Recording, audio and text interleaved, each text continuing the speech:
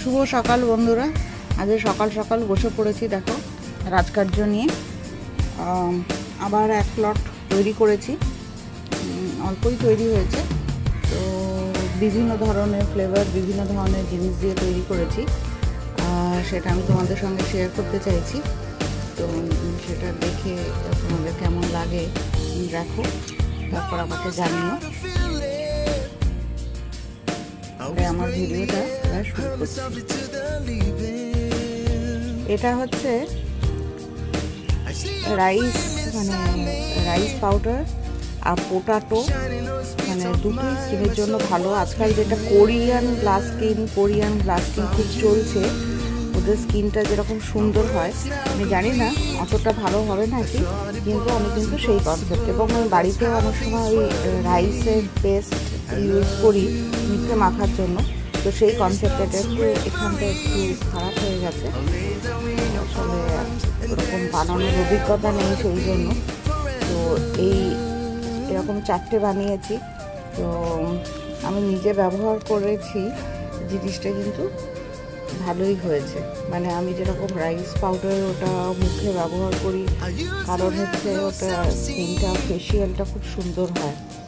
তো নিজে ঘরের ঘরোয়া পদ্ধতিতে ব্যবহার করি যেটা, সেটাই এখানে ব্যবহার করার চেষ্টা করেছি। তোমরা ব্যবহার করে দেখতে পারো এটা কীরকম লাগে। এটা হচ্ছে হানি চারকোল সোপ।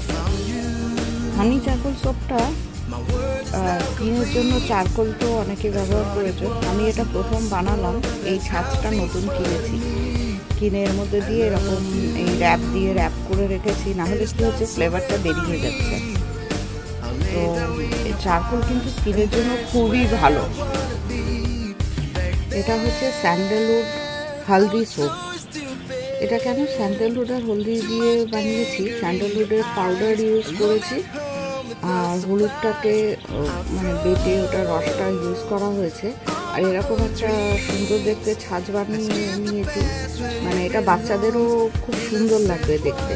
এটা অবশ্য আমি দুটোই বানিয়েছি, দেখো এটাও কি সুন্দর কিউট।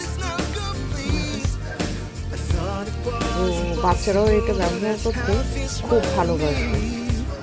আমার তো নিজের এই গন্ধটাও খুব পছন্দ হয়েছে। তো এগুলো নাম লিখে রেখেছি, নাহলে তো মনে থাকবে না। এটা তৈরি করেছি কফি পাউডার দিয়ে, দেখো কফি পাউডারটা দেখা যাচ্ছে এখানে। তো কফি পাউডার দিয়ে আর রাইস পাউডার দিয়ে, আর তার সঙ্গে আমি একটু ফ্লেভার মিশিয়েছি আর কালার মিশিয়েছি। কফি কালারটা তো একদম ডার্ক ব্ল্যাকের মতো হয়ে যায়।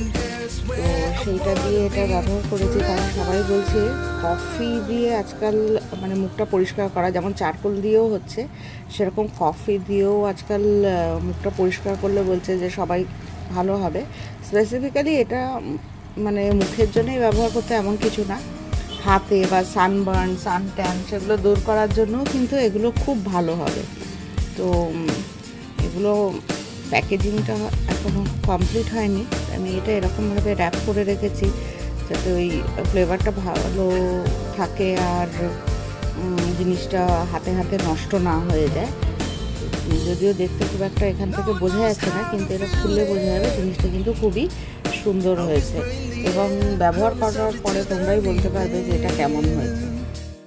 এটা হচ্ছে ল্যাভেন্ডার, হানি এবং মিল্ক, তিনটেই স্কিনের জন্য খুবই ভালো।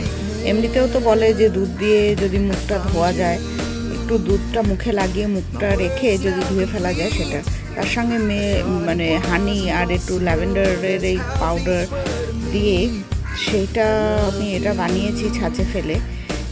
তো আমার মনে হয় এটা কিন্তু স্কিনের জন্য খুবই উপকারী হবে। তো তোমরা একবার ট্রাই করে দেখতে পারো। যাক, তোমরা সকলে ভালো থেকো, ভালো রেখো।